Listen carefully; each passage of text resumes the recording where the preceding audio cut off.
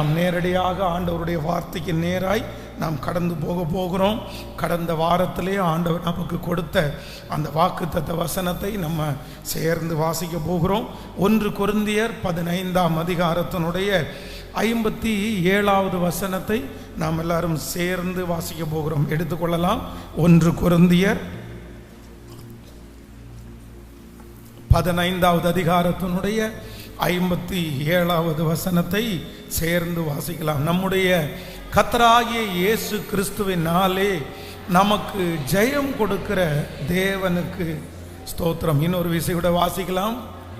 நம்முடைய கர்த்தராகிய இயேசு கிறிஸ்துவினாலே நமக்கு ஜெயம் கொடுக்கிற தேவனுக்கு ஸ்தோத்திரம். கர்த்தருடைய பிள்ளைகளே, இந்த மாதம் ஆண்டவர் இந்த 1ஆம் தேதியிலிருந்து ஆண்டவர் நம்மோடு பேசிக்கொண்டே இருக்கிறார். நமக்கு நம்முடைய கர்த்தராகிய இயேசு கிறிஸ்துவினாலே நமக்கு ஜெயம் கொடுக்கிற தேவனுக்கு ஸ்தோத்திரம். நம்முடைய தேவன் யார் என்றால், நாம் ஆராதிக்கிற தேவன் அவர் ஜெயத்தை கொடுக்கிற தேவனாய் இருக்கிறார்.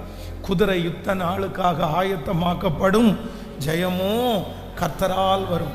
இந்த உலகத்திலே அநேக இடங்களிலே நம்மை தோற்று போகிறவர்களாய் அல்ல, நம்மை வெட்கப்படுத்துகிறவர்களாய் அல்ல, நம்மை ஜெயிக்கிற ஒரு தேவனுடைய பிள்ளையாய் நம்மை நிறுத்துவேன் என்று கர்த்தர் வாக்கு கொடுக்கிறார். எத்தனை பேர் ஆமோதிக்கிறீர்கள்? ஒருவேளை நீங்கள் அநேகம் பேர் ஒருவேளை தோற்று போயிருக்கலாம், ஒருவேளை ஜெயிக்கக்கூடிய நம்பிக்கையை நீங்கள் இழந்திருக்கலாம். நான் எல்லாம் ஜெயிப்பேனா, நானும் மற்றவர்களை மாதிரி ஜெயிக்க முடியுமா, எனக்கு ஜெயிக்கிறதற்கு எதுவுமே இல்லையே என்கிற ஒரு சூழ்நிலையிலே நீங்கள் இந்த சத்தத்தை கேட்டு கொண்டிருக்கலாம். ஆனால் ஆண்டவர் வாக்கு கொடுக்கிறார், ஒரு நாள் கண்டிப்பாக நீங்கள் ஜெயிப்பீர்கள். உங்களுடைய சொந்தங்களுக்கு முன்பாக ஒரு நாள் கர்த்தர் உங்களை ஜெய வீரர்களாக, வீராங்கனைகளாய் ஆண்டவர் நிறுத்துவார். உங்கள் பிள்ளைகளை கர்த்தர் ஜெயிக்கிறவர்களாய் நிறுத்துவார். என்னுடைய ஆண்டவரிடத்திலே ஒரு பெரிய வல்லமை இருக்கிறது. எவரையும் ஜெயிக்க பண்ணுகிறதற்கு கர்த்தர் வல்லவராய் இருக்கிறார். பின்னணி இல்லாதவைகளை ஜெயிக்க பண்ணுகிறதற்கு கர்த்தர் வல்லவராய் இருக்கிறார். தட்டி கொடுக்க ஆள் இல்லாதவர்களை, ஞானம் இல்லாதவர்களை, படிப்பறிவு இல்லாதவர்களை, பேதைகளையும் என்னுடைய ஆண்டவர் நினைப்பாரானால் இந்த உலகத்திலே சாதாரணமானவர்களாய் அல்ல, அவர்களை ஜெயிக்கிறவர்களாய் நிறுத்துகிறதற்கு என் தேவன் அவர் வல்லவராய் இருக்கிறார். அந்த தேவன் தான் இன்றைக்கு மறுபடியும் வாக்கு கொடுக்கிறார், ஒரு நாள் உன்னை ஜெயிக்கிற பிள்ளையாய் நான் நிறுத்துவேன்.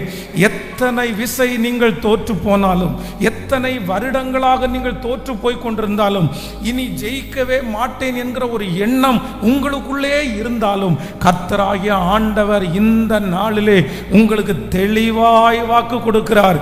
மகளே, நீ நம்பு, நீ விசுவாசி, நான் உன்னை ஜெயிக்க பண்ணுவேன். நீங்கள் ஜெயிப்பீர்கள். நீங்கள் செய்து கொண்டிருக்கிற தொழிலிலே ஆண்டவர் உங்களை ஜெயிக்க பண்ணுவார். உங்களுடைய குடும்ப வாழ்க்கையிலே ஆண்டவர் உங்களை ஜெயிக்க பண்ணுவார். உங்களுடைய கையிலே இருக்கிற அந்த ப்ராஜெக்டில் ஆண்டவர் ஜெயிக்க பண்ணுவார். நீங்கள் தொடங்கின இந்த காரியம் எவ்வளவு ஒருவேளை மற்றவருடைய கண்களுக்கு தோற்று போனதா இருந்தாலும் இந்த இடத்திலே ஜெயிக்க பண்ணுவதற்கு தேவன் வல்லவராய் இருக்கிறார். நம்புறவங்க கரங்களை தட்டி முழு பலத்தோடு என்னை ஜெயிக்க பண்ணுகிற கர்த்தர், என்னை ஜெயிக்க பண்ணுகிற கர்த்தர். இந்த மாதம் முழுதும் உங்களுடைய இருதயத்திலே இருக்க வேண்டிய ஒரு நல்ல வார்த்தை என்ன அப்படின்னா, என்னுடைய ஆண்டவர் என்னை ஜெயிக்க பண்ணுகிற கர்த்தர். ஒரு 3 பேருடைய கரத்தை பிடிச்சி நீங்க சொல்லுங்க, ஆண்டவர் ஒரு நாள் உங்களை ஜெய வீரர்களாய் நிறுத்துவார். சொல்லுங்க, ஒரு நாள் உங்களை ஜெயிக்கிறவர்களாய் நிறுத்துவார். மற்றவர்களை ஒப்பிட்டு பார்க்கும்போது நீங்கள் ஒரு பெரிய ஜெய கொடியை நீங்கள் நடுவீர்கள். உங்களுடைய வீட்டிலே ஒரு ஜெய ஸ்தம்பம் ஏற்றப்படும். உங்களுடைய வீட்டிலே ஒரு ஜெய கொடி ஏற்றப்படும். ஹல்லேலூயா. உங்களுடைய வருமானத்திலே ஒரு ஜெய கொடி ஏற்றப்படும். உங்களுடைய மனதிற்குள்ளே அந்த ஜெயத்தை கர்த்தர் தருவார். நம்முடைய கர்த்தராகிய இயேசு கிறிஸ்துவின் நாளே நமக்கு ஜெயம் கொடுக்கிற தேவனுக்கு ஸ்தோத்திரம். ஹல்லேலூயா. கடந்த வாரத்திலே ஆண்டவருடைய பிள்ளைகளே, இந்த வார்த்தையிலிருந்து எப்படிப்பட்டவர்களையும் ஆண்டவர் ஜெயிக்க பண்ணுவார். இல்லை என்றால் ஒரு மனிதனை ஜெயிக்க பண்ணுவதற்கு ஆண்டவர் ஒரு மனுஷனுக்குள்ள என்ன செய்கிறாரு அப்படின்றதை குறித்து ஆண்டவர் ரொம்ப தெளிவாய் நம்மோடு கூட பேசினார். விசேஷமாக முதல் ஆராதனையை விட ரெண்டாவது ஆராதனையில் ரொம்ப தெளிவாய் ஆண்டவர் அந்த வீடியோ பிரசன்டேஷனோட அந்த செய்தியை ஆண்டவர் நம்மத்திலே கர்த்தர் பேசினார். நிறைய பேர் அந்த செய்தியை கேட்டு ஆண்டவரினோட ரொம்ப தெளிவாக ஆண்டவர் என் கூட பேசினார். ஸ்பெஷலாக அந்த வீடியோ மூலமாக ஆண்டவர் என் கூட பேசினார் அப்படின்னு சொன்னாங்க. ஒருவேளை முதல் ஆராதனைக்கு இரண்டாவது ஆராதனையில் கலந்து கொள்ளாத நிறைய பேர் நீங்கள் முடிஞ்சாவது ஆன்லைனில் போன வாரத்தினுடைய அந்த இரண்டாவது பேசின அந்த இரண்டாவது சர்வீஸினுடைய செய்தியை நீங்கள் கண்டிப்பாக கேளுங்க. அது உங்களுக்கு ரொம்ப ஆசீர்வாதமாக இருக்கும். ஆண்டவர் எப்படிப்பட்டவர்களையும் அவரே உருவாக்கி அவரே காரியங்களை ஒழுங்குபடுத்தி நம்மை ஜெயிக்க பண்ணுவதற்கு கர்த்தர் வல்லவர். எனக்கு ஜெயிக்கிறதுக்கு என்ன இருக்கு? எனக்கு ஜெயிக்கிறதுக்கு யார் இருக்கா? நான்லாம் ஜெயிக்கிறது அப்படின்றது முடவன் கொம்புத்தேனுக்கு ஆசைப்படுறது மாதிரி தான் நான் ஜெயிக்கணும்னு நினைக்கிறது. அதனால நான் ஜெயிக்கிறதற்கு வழியே இல்லை, வாய்ப்பே இல்லை. அப்படிப்பட்டவர்களையும் ஆண்டவர் சகல காரியத்தையும் செய்து ஜெயிக்க பண்ணுவதற்கு கர்த்தர் வல்லவராயிருக்கிறார்.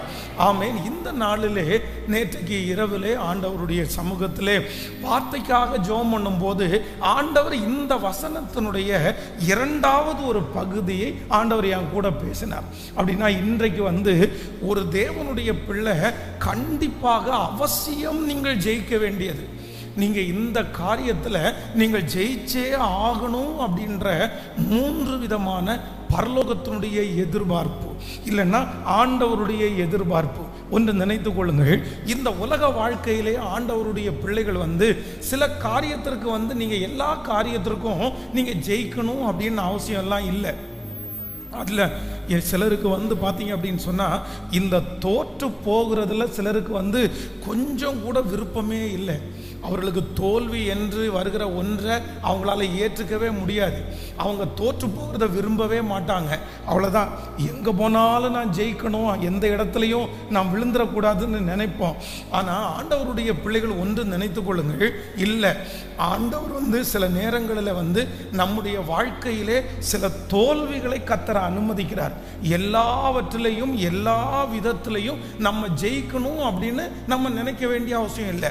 ஸ்கூல் பாடத்தில் நம்ம ஒருவேளை தோற்று போகலாம், ஆனால் வாழ்க்கையில் ஆண்டவர் நம்மளை தோற்று போகிறதுக்கு விட மாட்டார். சிலர் பாருங்க, அவருடைய படிப்பின் காலத்தில் பல இடங்களில் தோற்று போவார்கள். ஆனால் வாழ்க்கைன்னு வரும்போது, வேலைன்னு வரும்போது, பிஸ்னஸ்ன்னு வரும்போது அதில் ஒரு பெரிய ஜெயத்தை அவர்கள் எடுப்பார்கள். அப்போ எல்லா இடங்களிலையும் ஆண்டவருடைய பிள்ளைகள் ஜெயிக்க முடியாது, ஜெயிக்கணும்னு எதிர்பார்க்க வேண்டியதும் இல்லை. 1000 பேர் ஓட்டப்பந்தயத்தில் ஓடுகிறார்கள் என்றால் 1000 பேர்ல first prize, second prize, third prize, அங்க இருக்கிற 3 பேர் தான் ஜெயிக்க முடியும். அதற்காக மற்றவங்க எல்லாருமே இந்த உலகத்தில் வாழ்றதற்கு தகுதி இல்லை அப்படின்னு நம்ம சொல்லிட முடியாது. அவர்களும் வாழ்வதற்கு தகுதி உள்ளவர்கள் தான். ஆனால் இந்த ஓட்டப்பந்தயத்தில் அவங்க தோற்றிருக்காங்க. ஆனால் இன்னொன்னுல கண்டிப்பாக அவர்கள் ஜெயிப்பார்கள். ஆனால் நேற்றைக்கு இரவில் நான் தியானிக்கும் போது ஒரு தேவனுடைய பிள்ளை எந்த இடத்துல வேணாலும் நீங்கள் ஒருவேளை தோற்று போகிற சூழ்நிலை வரலாம். பாஸ்டர், நான் படிப்பில் தோற்றுட்டேன், நான் சம்பாத்தியத்தில் தோற்றுட்டேன், நான் சொந்தக்காரங்களுக்கு முன்னாடி தோற்றுட்டேன், என்னுடைய கல்யாண வாழ்க்கையில் நான் தோற்றுட்டேன், இப்படி நிறைய ஒரு வேளை இருக்கலாம். ஆனால் நீங்கள் தோற்று போகக்கூடாத ஒரு 3 இடம் கண்டிப்பாக உங்களுக்கு இருக்கிறது. வேதத்தை திறந்து அந்த 3 காரியத்தையும் உங்களுக்கு வாசித்து உங்களோடு கூட சேர்ந்து ஜெபிக்கிறதற்கு நான் ஆசைப்படுகிறேன். எடுத்துக்கொள்ளலாம். நீங்கள் பிரசங்கி 2ஆம் அதிகாரத்திலிருந்து 2ஆம் அதிகாரம் 4வது வசனத்திலிருந்து நம்ம வாசிக்க போகிறோம். பிரசங்கியின் புஸ்தகம் 2வது அதிகாரத்தினுடைய 4வது வசனத்திலிருந்து வாசிக்கலாமா? நான் பெரிய வேலைகளை செய்தேன், எனக்காக வீடுகளை கட்டினேன், திராட்சை தோட்டங்களை நாட்டினேன், எனக்காக தோட்டங்களையும் சிங்கார வனங்களையும் உண்டாக்கினேன். அவைகளில் சகல வகையான கன்னி விருட்சங்களையும் நாட்டினேன். மரங்கள் பயிராகும் தோப்புக்கு நீர் பாய்ச்சுகிறதற்கு குளங்களை உண்டு பண்ணினேன். வேலைக்காரரையும் வேலைக்காரிகளையும் சம்பாதித்தேன். வீட்டிலே வேலைக்காரர்கள் பிறந்தார்கள். எனக்கு முன் எருசலேமிலே இருந்த எல்லாரை பார்க்கலும் ஆடு மாடுகள் முதலான திரண்ட ஆஸ்திகள் எனக்கு இருந்தது. வெள்ளியையும் பொன்னையும் ராஜ சம்பத்தையும் மாகாணங்களிலே உள்ள பொருட்களையும் சேகரித்தேன். சங்கீதக்காரரையும் சங்கீதக்காரிகளையும் மறுப்புத்தருக்கு இன்பமான பலவிதமான வாத்தியங்களையும் சம்பாதித்தேன். எனக்கு முன் எருசலேமிலே இருந்த எல்லாரை பார்க்கலும் நான் பெரியவனும் திரவிய சம்பனனும் ஆனேன். என் ஞானமும் என்னோடு கூட இருந்தது. கர்த்தருடைய பிள்ளைகளே, இந்த இடத்துல எல்லாரும் என்ன கவனமாக கவனிங்க.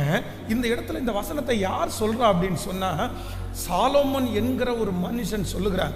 சொல்லும் போது என்ன சொல்றாருன்னா, நமக்கு ரொம்ப பிரமிப்பா இருக்குது. அப்படின்னா சாலோமனை நம்ம எங்க முதல்ல பார்க்குறோம் அப்படின்னு சொன்னா, அவனை இளைஞனா பார்க்குறோம். ஒரு சின்ன பையன், தன்னுடைய தகப்பன் ஒரு பெரிய நாட்டினுடைய ராஜா. ஆனால் அந்த சின்ன பையன் அவன் கையில் அந்த பொறுப்பு கொடுக்கப்படுது. அவனால் அதை நிறைவேற்ற முடியுமான்ற ஒரு பெரிய பதட்டம், ஒரு பயப்படுகிற ஒரு பையன் ஆண்டவருடைய சமூகத்தில் போய், ஆண்டவரே இந்த ஜனங்களை நடத்துறதுக்கு எனக்கு ஞானத்தை தாருன்னு ஒரு ஜெபம் பண்றான். இப்போ பாருங்க, அந்த சாலோமன் பிரசங்கியில என்ன சொல்றார் அப்படின்னு சொன்னா, இந்த உலகத்திலே ஒரு பெரிய கோடீஸ்வரன் வெறும் கோடீஸ்வரனா மட்டும்தான் இருக்க முடியும். அவன் நாட்டோட ராஜாவா கூட இருக்க முடியாது. நாட்டோட ராஜாவுக்கு இது மட்டும்தான் இருக்கும். ஆனா இந்த சாலோமன் என்கிற இந்த மனுஷனை எதுலையுமே அவனை தட்டவே முடியாது. வேலைக்காரர்கள் வேலைக்காரிகள் நிறைய பேருக்கு இருந்தாங்க. ஆனா இந்த சாலோமன் என்ன சொல்றாரு அப்படின்னு சொன்னா, வேலைக்காரர்களும் வேலைக்காரிகளும் என்னுடைய வீட்டில் பிறந்தாங்க ஐயா, என்னுடைய வீட்டில் பிறந்தாங்க. திரவியங்களை சம்பாதித்தேன், கட்டடங்களை சம்பாதித்தேன். அதான் நான் சம்பாதிக்காதது ஒன்றும் இல்லை. நான் 9வது வசனத்தை நீங்க வாசிப்பீர்களே, ஆனால் 9, எனக்கு முன் எருசலேமிலே இருந்த எல்லாரை பார்க்கலும் நான் பெரியவனும் திரவிய சம்பனனும் ஆனேன். என் ஞானம் என்னோட கூட இருந்தது. 10வது வசனம், என் கண்கள் இச்சித்தவைகளில் ஒன்றையும் நான் அவைகளுக்கு தடை பண்ணவில்லை. என் இருதயத்திற்கு ஒரு சந்தோஷத்தையும் நான் விலக்க வேண்டாம் என்று விலக்கவில்லை. நான் செய்த முயற்சிகள் எல்லாம் என் மனம் மகிழ்ச்சி கொண்டிருந்தது. இதுவே என் பிரயாசங்கள் எல்லாவற்றிலும் எனக்கு வந்த பலன். அப்படின்னா என்னுடைய கண்கள் இச்சித்தவைகளில் ஒன்றையும் அதற்கு நான் என்ன பண்ணலையாமா? சொல்லுங்களேன், இது யாருக்கு கிடைக்கும்? யாருக்கு கிடைக்கும்? ஒரு ஷோரூமில் போய் ஒரு காரை பார்த்தாருன்னா வாங்கணும்னு தோணுனா சொல்லுங்களேன், வாங்கிடுவாரு. ஒரு 10 ஏக்கர் நிலத்தை போய் பார்த்துட்டாருன்னா வாங்கணும்னா வாங்கிடுவார். அவ்வளோதான். நம்ம நிறைய பேர் இந்த ஆசீர்வாதத்தை கேட்ட உடனே நமக்கு எப்படி இருக்கு பாருங்களேன். வாழ்ந்தா எப்படி வாழணும் சொல்லுங்களேன். இந்த மாதிரி ஒரு மனுஷனா வாழணும். இந்த மாதிரி ஒன்றை இங்கே சொல்றதுக்கு அவர் மறந்துட்டாரு. என்ன சொல்ல மறந்துட்டார் அப்படின்னா, இது வெறும் பொருளை வாங்குறதுல மட்டும் இல்லை, சொத்தை வாங்குறதுல மட்டும் இல்லை, இவரை பொண்ணை வாங்குறதுல அப்படிதான் இருந்தார். இவருக்கு எத்தனை மனைவி இருந்தாங்களாமா? 1000 மனைவி மட்டும். எங்க போனாலும் ஒரு பொண்ணை பார்த்து, எம்மா வந்துருமா, நான் உன்னை கல்யாணம் பண்ணிக்கிறேம்மா அப்படின்னு சொன்ன உடனே அந்த பொண்ணு எதையுமே எதிர்பார்க்காம ராஜாவுக்கும் மனைவியா இருக்கிறது எவ்வளவு பெரிய விஷயம் அப்படின்னு சொல்லி கல்யாணத்தை கூட குறைக்கல.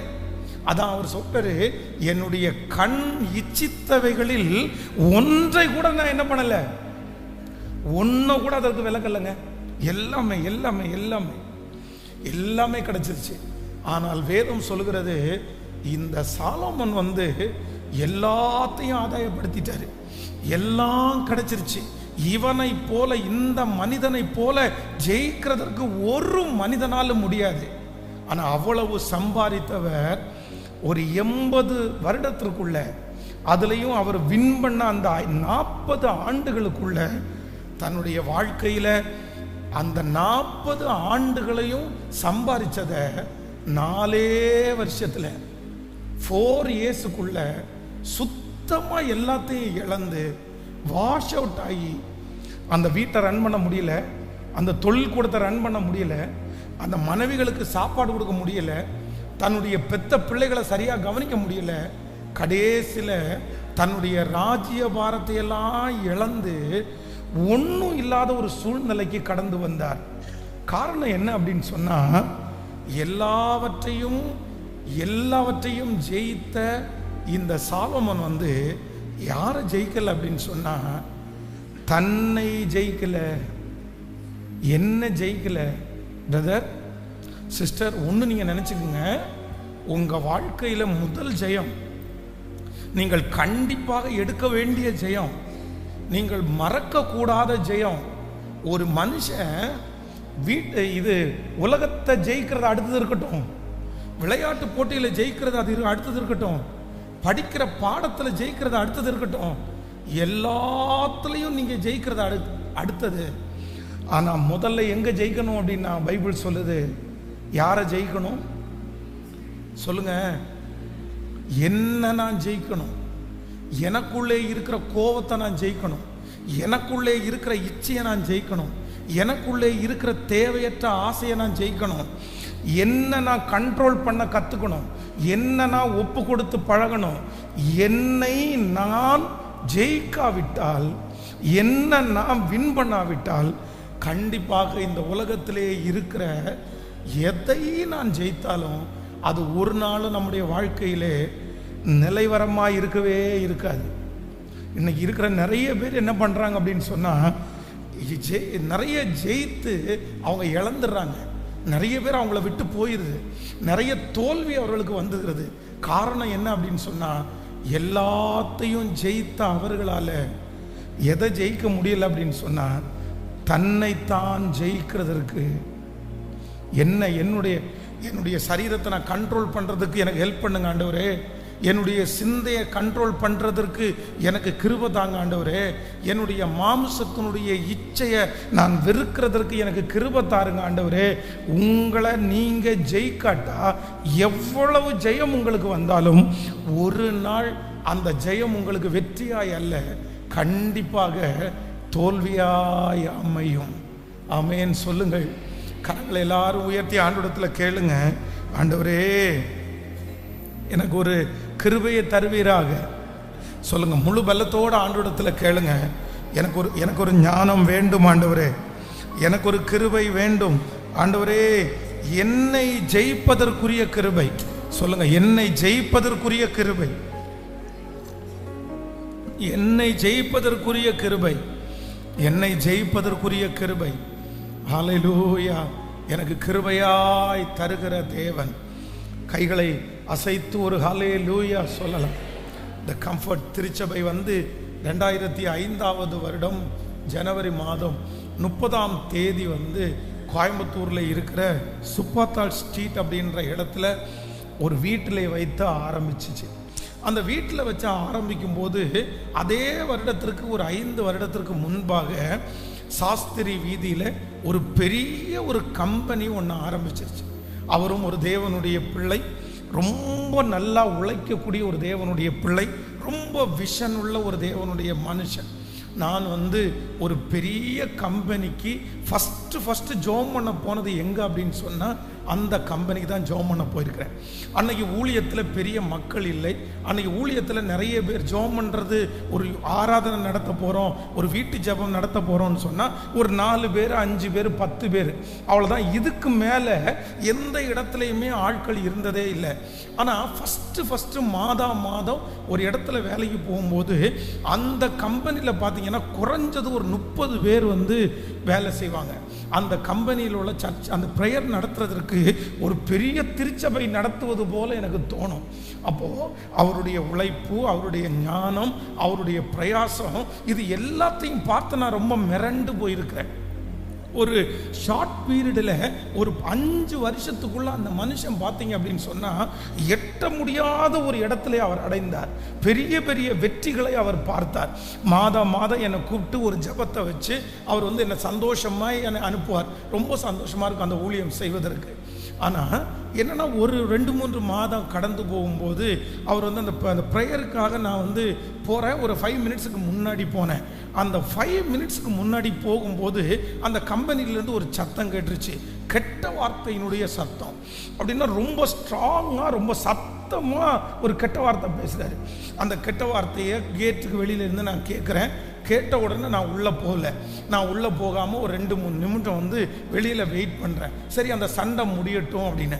ஆனால் அந்த சத்தம் அதிகரிக்குது. ரொம்ப கெட்ட வார்த்தை பேசி அப்போ அந்த சத்தம் அப்படி அமைதியானோன்னு உள்ளே போனேன். நான் ஒன்றும் தெரியாத மாதிரி எதையுமே அதை யோசிக்கல. சும்மா போயிட்டேன். ப்ரேயர் முடித்த உடனே அந்த ஓனரை பார்த்து அவர்கிட்ட சொன்னேன், பிரதர் நீங்கள் ப்ரேயர் நடத்துறதெல்லாம் எனக்கு சந்தோஷம், இத்தனை பேர் இந்த இடத்துல வர்றது சந்தோஷம், ஆண்டவர் உங்களை ரொம்ப ஆசீர்வதிச்சிருக்கிறாரு, எனக்கு சந்தோஷம். ஆனால் எனக்கு ஒன்று எச்சரிப்பு கொடுக்குறேன். என்ன இவ்வளவு நீங்கள் கோபமாக இருந்தீங்கன்னா, இவ்வளவு நீங்கள் கோவப்பட்டீங்க அப்படின்னு சொன்னால் இந்த பிஸ்னஸை நீங்கள் ரொம்ப தூரம் கொண்டு போக முடியாது.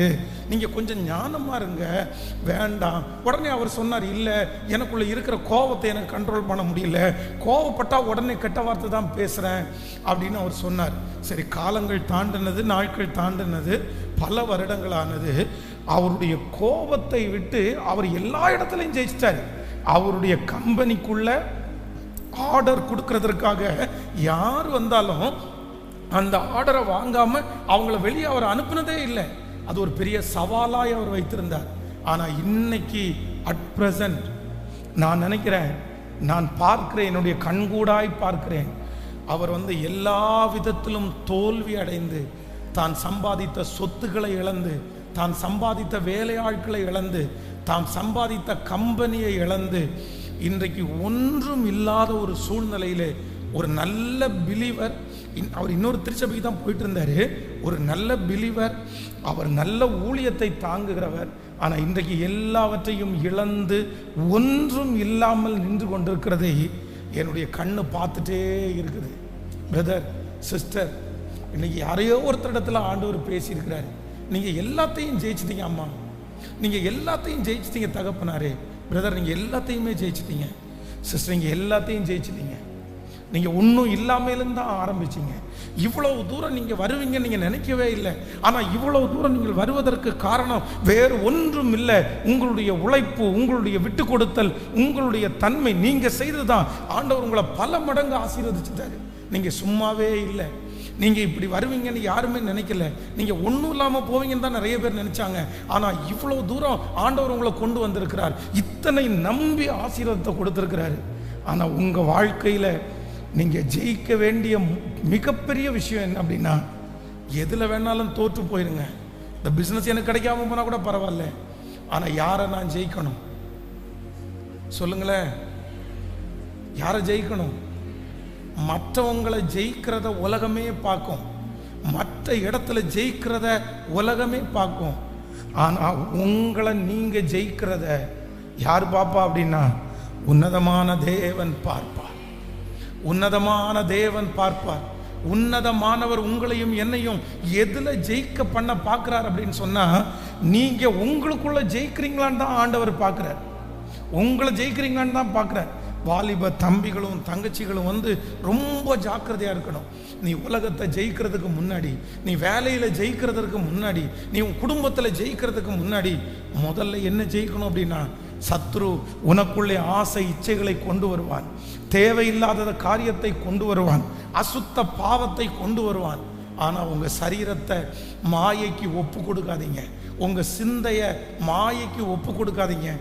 நீங்கள் உங்களிலே ஜெயிக்கிறதை பரலோகம் நிச்சயமாய் அங்கீகரிக்கிறது. எத்தனை பேர் ஆமோதிக்கிறீர்கள்? உங்களை ஜெயிக்காட்டா சிங்காசனம் உங்களுக்கு கொடுக்கப்படாது. உங்களை ஜெயிக்காட்டா நீங்கள் எந்த இடத்துலையும் ஜெயித்த நீங்கள் காப்பாற்றி கொள்ள முடியாது. ஆண்டவரிடத்தில் ஒன்று மட்டும் கேட்கணும், ஆண்டவரே என்னை ஜெயிப்பதற்குரிய கிருபையை கர்த்தர் எனக்கு தருவீராக. சத்தமாக எத்தனை பேரை ஆமோதிக்கிறீங்க? உங்கள் கோபத்தை நீங்கள் அடக்கி ஆளுங்க. உங்களுடைய எரிச்சலை நீங்கள் அடக்கி ஆளுங்க. உங்களுடைய சரீரத்தில் எழும்புகிற அந்த இச்சைகளை நீங்கள் அடக்கி ஆளுங்க. நீங்கள் உங்களை கண்ட்ரோல் பண்ணுங்க. நான் இன்னைக்கு ஜெயிக்கணுன்றத நீங்கள் உங்கள் மனசில் நினைங்க. வேதம் சொல்லுகிறது, மனிதனோ முகத்தை பார்க்கிறான், கர்த்தரோ இருதயத்தை பார்க்கிறான். உலகத்திலே இருக்கிற அத்தனை பேரும் வெளி தோற்றத்தை பார்க்கிறார்கள், வெளியிலே இருக்கிற ஜெயத்தை பார்க்கிறார்கள். உங்க காரை வச்சு மதிப்பு போடுவாங்க, உங்களுடைய லேண்டை வச்சு மதிப்பு போடுவாங்க, உங்க வீடை வச்சு மதிப்பு போடுவாங்க, உங்க ட்ரெஸ்ஸை வச்சு மதிப்பு போடுவாங்க, நீங்க ஓட்டுகிற அத்தனை வாகனத்தை வைத்து மதிப்பு போடுவார்கள். ஆனால் பரலோகம் அப்படி மதிப்பு போடாது. பரலோகம் இந்த உலகத்திலே நீங்கள் ஜெயிக்கிற ஜெயத்தை வைத்து மதிப்பு போடும். என்னுடைய பிள்ளை இன்றைக்கு இந்த மாம்சத்தை ஜெயித்திருக்கிறான், இந்த அசுத்தத்தை ஜெயித்திருக்கிறான். ஆண்டவர் உங்களுடைய ஜெயத்தின் மேல் பிரியமாயிருக்கிற தேவன். ஹல்லேலூயா. எத்தனை பேர் ஆமோதிக்கிறீங்க? பிரதர், உங்களுடைய வாழ்க்கையை இழந்துடாதீங்க. ஆண்டவர் உங்களுக்கு கொடுத்திருக்கிற எதையுமே இழந்துடாதீங்க. உங்களுடைய ஆசீர்வாதமே எதில் இருக்கு அப்படின்னு சொன்னா, என்னை நான் ஜெயிக்கணும், என்னை நான் ஜெயிக்கணும், என்னுடைய சிந்தனையை நான் ஜெயிக்கணும். எத்தனை பேர் ஆமோதிக்கிறீர்கள்? ஹல்லேலூயா. விசுவாசிக்கிறீங்களா? ஆண்டவரிடத்தில் கேட்பீங்களா? இந்த மாதம் முழுக்க முழுக்க நீங்க உங்களை ஜெயிச்சிட்டீங்க அப்படின்னு சொன்னா, நான் நம்புறேன் இந்த உலகத்தையே நீங்க ஜெயிச்சிடலாம். உங்களுக்கு விரோதமாய் இருக்கிற எல்லாவற்றையும் நீங்கள் ஜெயித்திடலாம். எத்தனை பேர் எதிராய் வந்தாலும் உங்களால் சகலவற்றையும் ஜெயிக்க முடியும். எந்த இடத்திலையும் நீங்கள் தோற்று போக மாட்டீர்கள். தன்னை ஜெயிக்கிற ஒரு மனுஷன் உலகத்தையே ஜெயிப்பான். உங்களுக்குள்ளே எழும்புகிற ஆசை இச்சைகளை ஜெயித்து கொள்ளுங்கள், ஜெயித்து கொள்ளுங்கள். ஹல்லேலூயா. தகப்பனே, தகப்பனே, என்னை ஜெயிப்பதற்கு எனக்கு கிருபை தாரும். ஹல்லேலூயா. கைகள் அப்படியே மேலே உயர்த்தி, நன்றி ஆண்டவரே, நன்றி ஆண்டவரே, நன்றி ஆண்டவரே. என்னை ஜெயிக்க பண்ணுகிற கர்த்தர். இந்த மாதம் நீர் கொடுத்த வாக்கு தத்தம், சொல்லுங்கள், ஆண்டவர் கொடுத்த வாக்கு தத்தம் அது உண்மை உள்ளது, உண்மை உள்ளது, முழு பலத்தோடு உண்மை உள்ளது, உண்மை உள்ளது. மலைகள் பெயர்ந்தாலும் சமுத்திரங்கள் நிலை பெயர்ந்து போனாலும் அவருடைய கிருபையை எனக்காக எப்பொழுதும் வைக்கிற ஒரு நல்ல தேவன், ஒரு நல்ல தேவன். ஆண்டவரிடத்தில் கேளுங்க, ஆண்டவரே, என்னை ஜெயிக்க பண்ணுவதற்கு நீர் வல்லவராய் இருக்கிறீர்.